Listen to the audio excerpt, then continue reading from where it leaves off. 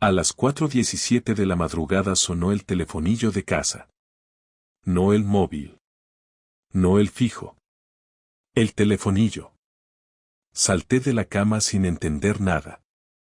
Laura, mi esposa, seguía dormida como si nada. Ni se inmutó. Bajé en calzoncillos, con el corazón a 1000. Pensé que era una emergencia, un vecino, la policía, algo grave. Sí. Dije al descolgar. Una voz de hombre. Tranquila, demasiado tranquila. Ya está en casa, Álvaro. Puedes dejar de buscarla. No supe qué responder. Lo repetí como un idiota, ¿cómo dice? Pero ya había colgado. Subí de nuevo, confundido, aún desvelado.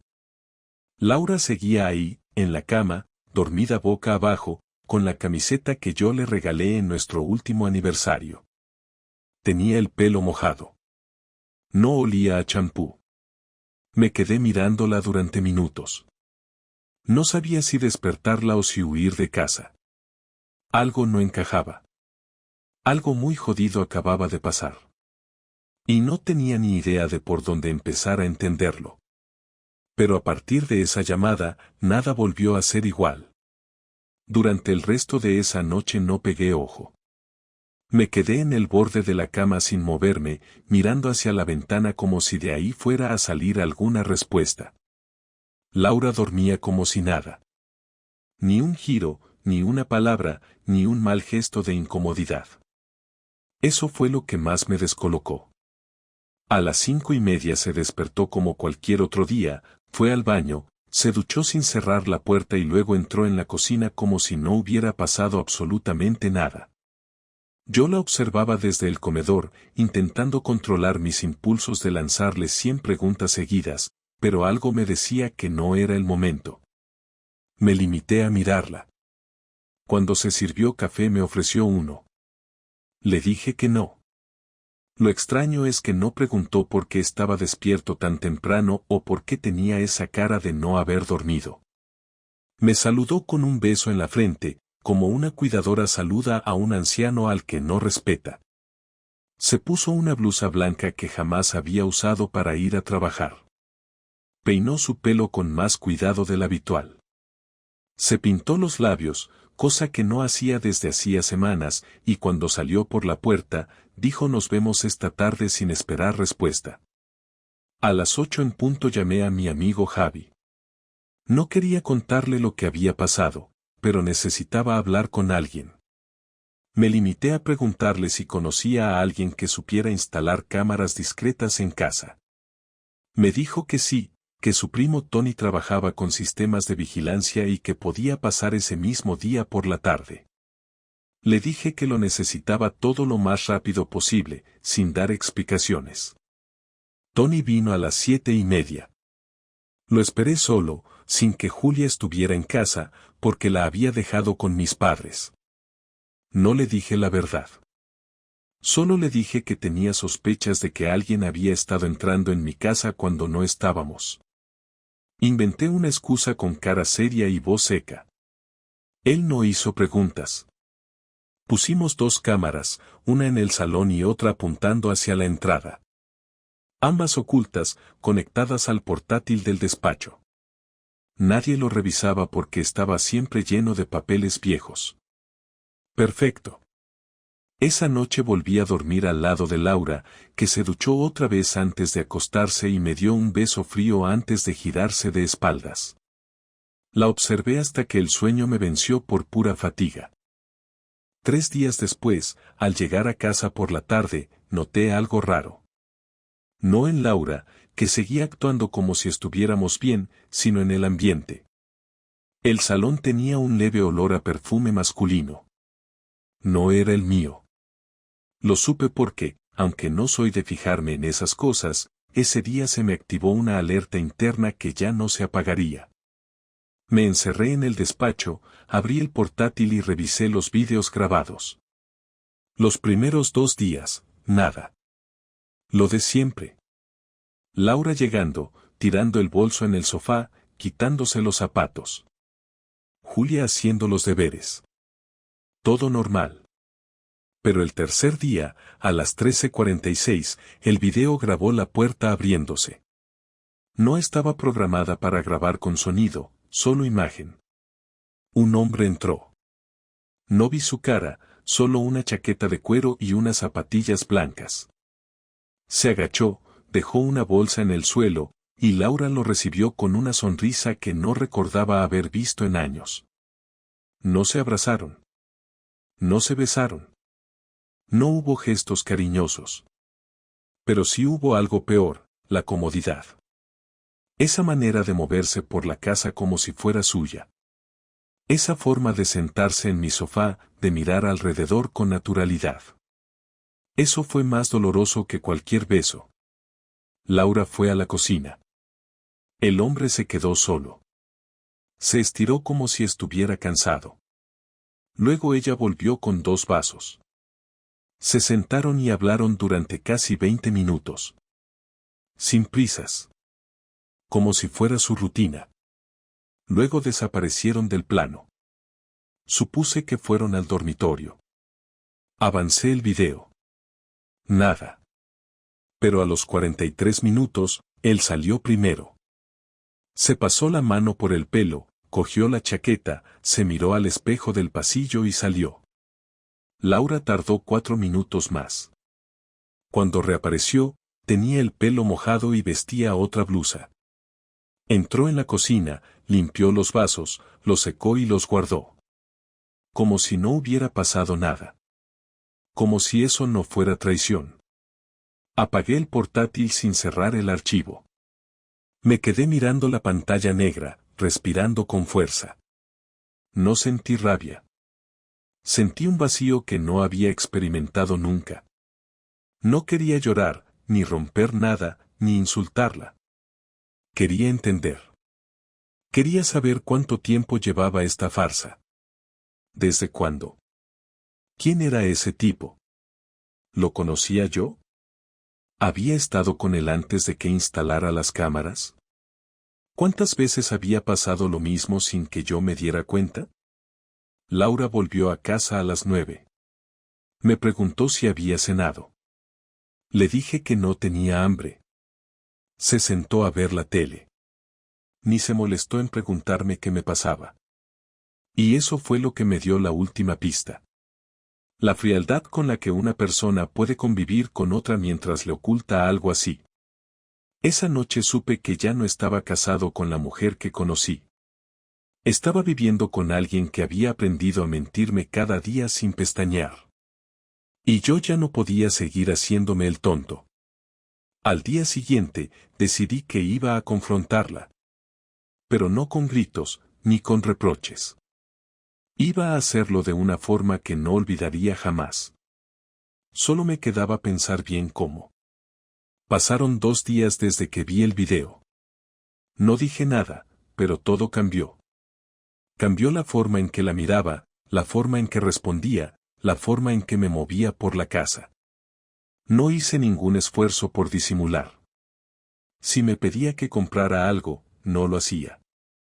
Si me hablaba, respondía con frases secas, sin adornos, sin cortesía.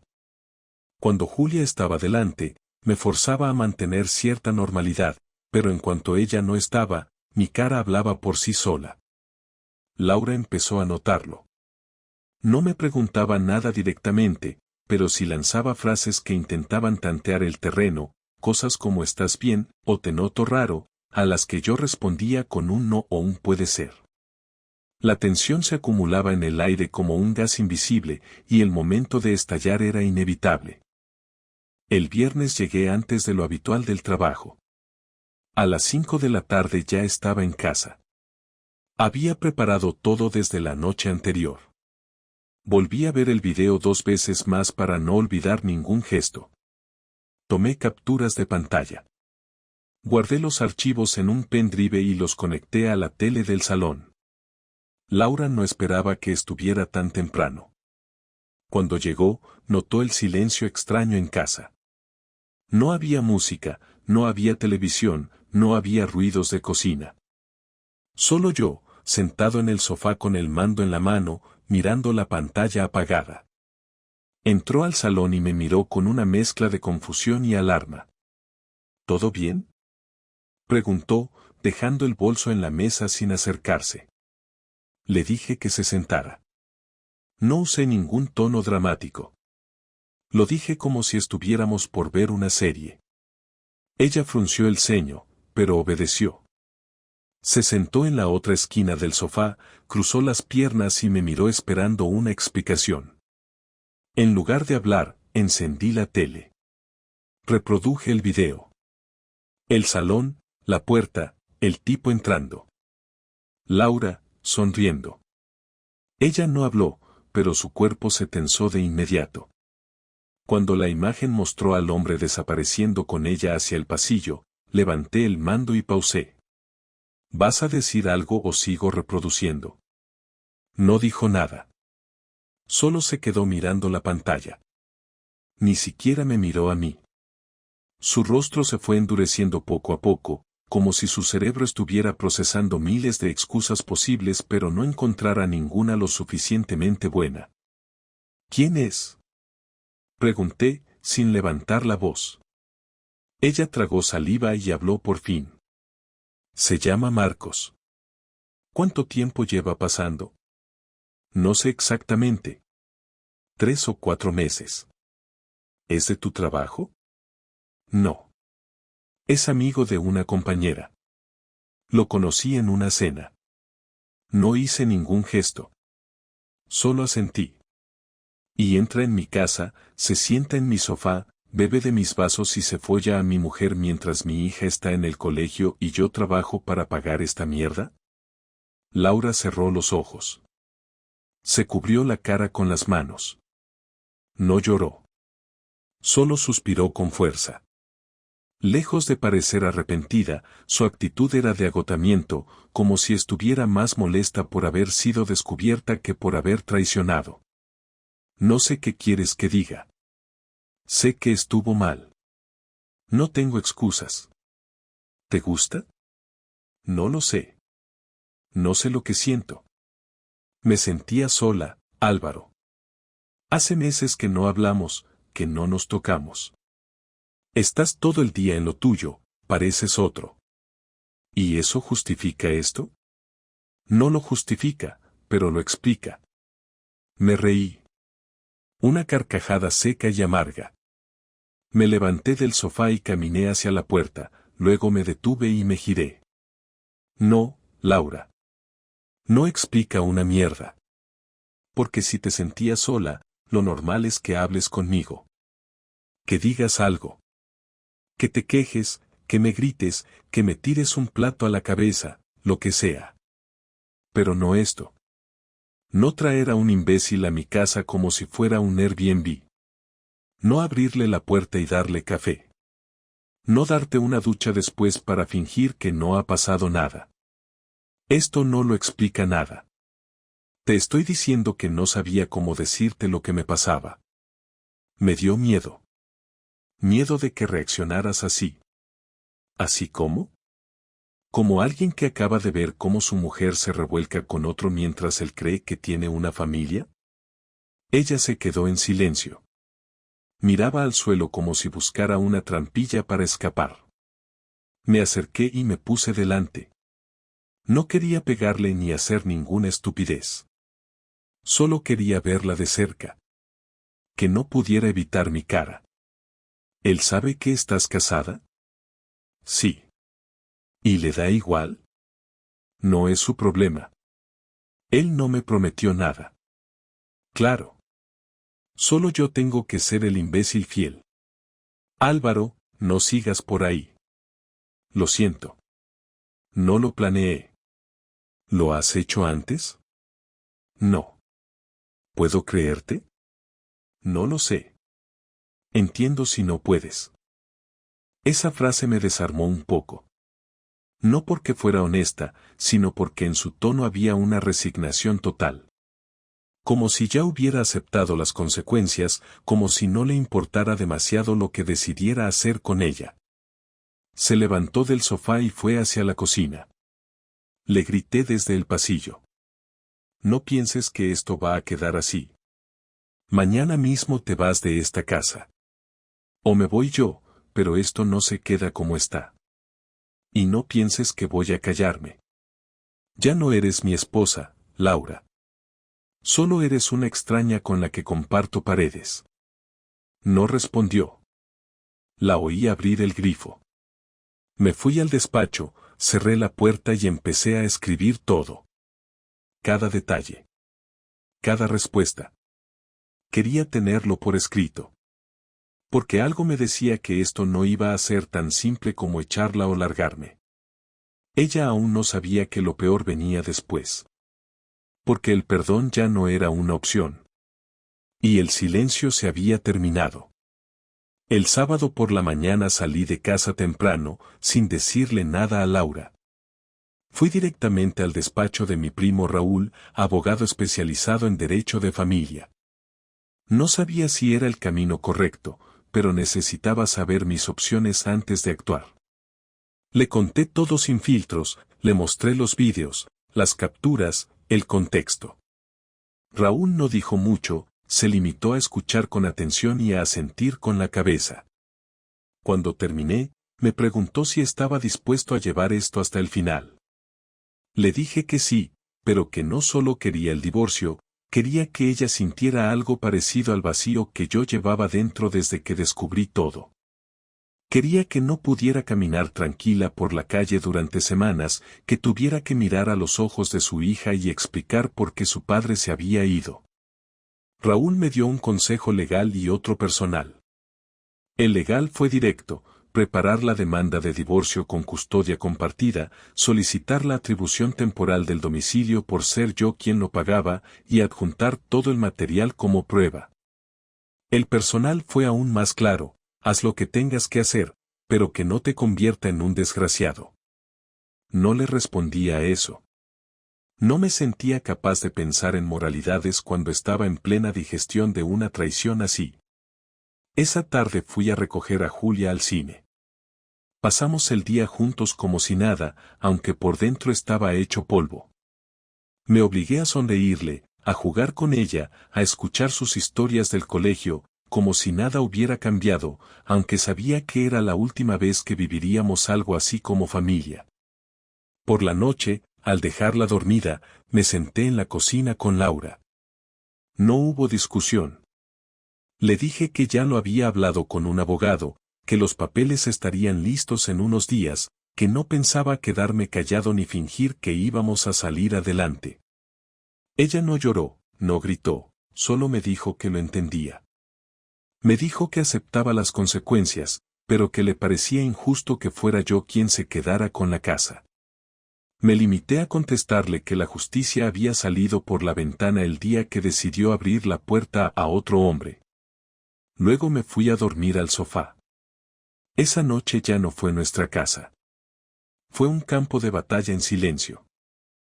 El domingo por la mañana hice la primera llamada. Se la hice a Silvia, una compañera de Laura con la que había hablado un par de veces en cenas de empresa. Le dije que necesitaba saber si conocía a Marcos. Tardó unos segundos en responder. Luego me soltó que sí, que era amigo de la jefa de recepción, que a veces venía a buscarla, que ya lo habían comentado entre ellas porque sospechaban algo. Le pregunté si eso había llegado a oídos de los responsables de la clínica. Me dijo que no, que ellas no se metían en la vida personal de nadie, pero que algunas ya lo veían raro desde hacía meses. Le pedí que me enviara por WhatsApp cualquier cosa que tuviera, mensajes, capturas, conversaciones. Me dijo que lo haría si encontraba algo. Y lo hizo. Un par de horas después me envió un pantallazo de una conversación entre compañeras donde hablaban de Laura y de su novio misterioso. No era una prueba legal, pero sí una confirmación. No estaba loco. No era una sospecha sin fundamento. Era real y conocido por más gente de lo que pensaba. El lunes fue el día que elegí para ejecutar mi pequeña venganza. Por la mañana me levanté antes que Laura, llevé a Julia al colegio y luego me pasé por la empresa de impresión rápida de un amigo. Le pedí que imprimiera las capturas en calidad fotográfica y que me hiciera 10 sobres anónimos con las imágenes y una nota simple: así trata Laura a su marido mientras cuida tus dientes. Los llevé personalmente a 10 personas de su entorno laboral. No a cualquier persona. A las que sabía que hablaban. La recepcionista, la administradora de personal, el jefe de compras, incluso a una clienta que conocía a través de mi cuñada. No firmé nada. No dije nada. Solo los dejé en los buzones. Luego envié una copia del video a su correo de trabajo desde una cuenta anónima. No con ánimo de chantaje ni de amenaza. Solo como recordatorio. A las 2 de la tarde, supe que el material ya circulaba. Me escribió mi cuñada, preguntando si era cierto lo que se decía. Le confirmé que sí, que no había ningún montaje, que era ella. Y le pedí que no interfiriera. A las 6, Laura llegó a casa hecha polvo. No hizo falta que dijera nada. Su cara lo decía todo. Tiró las llaves en la mesa sin mirarme. ¿Has sido tú? No tengo por qué negarlo. Era tu turno de exposición. ¿Quieres hundirme? No. Solo quiero que sientas algo parecido a lo que sentí yo. Aunque sea una mínima parte. ¿Y crees que esto va a ayudar a Julia? No le he dicho nada a Julia. No me pongas esa excusa. ¿Vas a decirle a todo el mundo? A quien lo merezca, sí. Laura se fue a la habitación. No volvió a salir. Esa noche dormí solo en el sofá otra vez, pero dormí profundamente por primera vez en semanas. No era alivio. Era algo más parecido a justicia. Tal vez no fuera la forma correcta. Tal vez no fuera moral. Pero era lo que necesitaba. Y eso, en ese momento, era suficiente. El martes por la noche, después de cenar, Julia se fue a dormir más temprano de lo habitual. Había notado el ambiente tenso en casa durante los últimos días y, aunque no sabía exactamente qué pasaba, su actitud había cambiado. Ya no preguntaba por qué no comíamos juntos, ni por qué su madre y yo casi no nos hablábamos. Se limitaba a mirar de reojo y desaparecer en su habitación. Aquella noche, cuando se encerró, supe que ya no podía seguir alargando lo inevitable. La casa no podía ser un campo de minas todos los días, y yo no quería que mi hija creciera aprendiendo que este tipo de frialdad era normal en una familia. Esperé unos minutos más en el salón, bebí un café solo y luego fui al dormitorio. Laura estaba sentada en la cama, con el portátil encima de las piernas, pero no escribía nada. Solo miraba la pantalla. No me miró cuando entré, pero cerró el portátil. Me senté en la silla frente a la ventana. Hablé sin rodeos. Tenemos que hablar, y esta vez en serio. Laura asintió sin decir palabra. Me miró con los ojos más cansados que le había visto en años. Parecía mayor. Agotada. Pero no derrotada. No quiero seguir con esto, dije. Ni con el matrimonio ni con la guerra que estamos librando.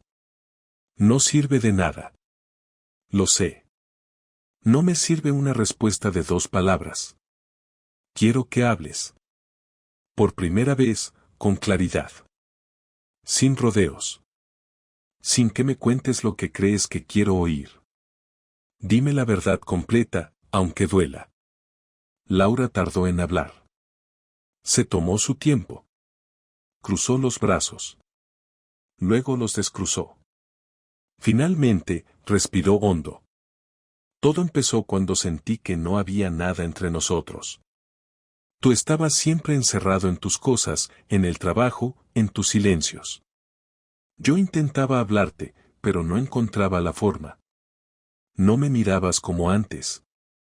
No me tocabas. No me decías nada más allá de lo cotidiano. Me sentía invisible. Durante meses pensé que era una fase. Luego pensé que me habías dejado de querer. Y cuando conocí a Marcos, me hizo sentir algo. No fue planeado, ni premeditado. Solo ocurrió. Al principio hablábamos. Me reía. Me sentía vista. Me escuchaba. Luego fue lo demás. ¿Lo demás? Sexo. No voy a disfrazarlo. Fue lo que fue. Tampoco fue amor. Ni lo es ahora. Solo fue una manera de escapar. ¿Y eso justifica lo que hiciste? No. No lo justifica.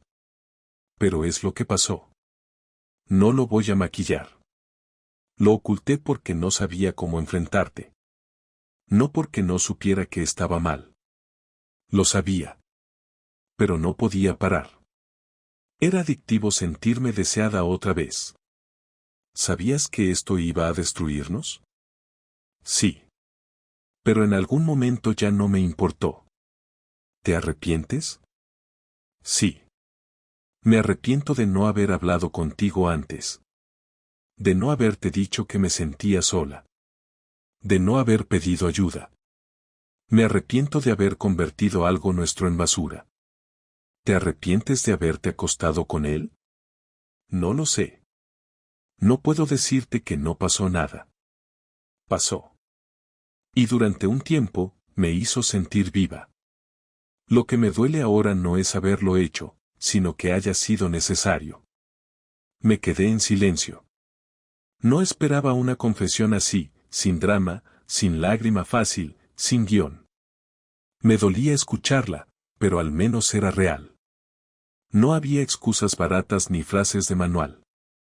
Solo su versión, tan cruda como la mía. Voy a seguir con el divorcio. Eso ya está claro. Pero necesito que acordemos cómo lo vamos a hacer con Julia. No quiero que viva esto como una tragedia. No voy a ponerla en el medio ni a usarla como escudo. Y espero que tú tampoco. No lo haré. Estoy de acuerdo. Y tampoco quiero que le mientas. No le digas que nos separamos por cosas que no vienen al caso. Cuando llegue el momento, le vamos a contar la verdad. Suavizada, pero sin mentiras. ¿Le vas a decir que te fui infiel? Le voy a decir que cometiste un error muy grave. Y que no fue culpa de ella. Nada más. No me interesa que te odie. Pero tampoco voy a proteger tu imagen a costa de la verdad. Laura bajó la cabeza. No lloró. Pero se notaba que le dolía. ¿Quieres que me vaya ya de casa? No. Aún no. Vamos a esperar a que tengamos todo firmado y resuelto. Pero vas a dormir en el sofá. Y quiero que, durante ese tiempo, mantengas la cara bien alta. Que te hagas cargo de lo que hiciste sin esconderte. Lo haré. Me levanté. Salí del cuarto sin decir nada más. Esa fue nuestra última conversación como pareja. No hubo gritos, no hubo objetos volando, no hubo insultos. Solo un cansancio total de ambas partes. Y una certeza compartida, esto no tenía arreglo. A veces el dolor no viene con escenas de película ni con grandes frases. A veces viene así, con palabras simples, con verdades incómodas y con el silencio que queda cuando ya no queda nada por defender. Han pasado 3 semanas desde la conversación final con Laura y hoy firmamos los papeles del divorcio en el despacho de Raúl. No hubo discusión, no hubo cambios de última hora ni súplicas ni escenas innecesarias. Solo firmas, documentos y silencio. El abogado que nos atendió nos miraba como quien observa una escena ya repetida 100 veces, sin sorpresa ni lástima. Al salir, le di la mano, le di las gracias, y luego salí primero. Laura se quedó unos segundos dentro, no sé si despidiéndose de Raúl o respirando hondo. No la esperé. Me fui caminando sin mirar atrás, sin pensar en qué estaría haciendo ella o si vendría detrás. Ese día no era para mirar al pasado, tampoco al futuro. Era solo el cierre de algo que se había ido pudriendo poco a poco, aunque lo habíamos disfrazado de rutina durante años. En casa, todo estaba como lo dejé por la mañana. Julia estaba con mis padres, como habíamos acordado, para que no estuviera presente durante el momento de la firma. Aún no le habíamos contado toda la verdad. Sabía que nos íbamos a separar, sabía que íbamos a vivir en casas distintas, pero no le habíamos hablado de las razones de fondo. Nos dimos unas semanas más antes de sentarnos con ella a explicarle lo necesario. No porque quisiéramos proteger a Laura ni a mí, sino porque queríamos evitar que se sintiera traicionada por ambos al mismo tiempo.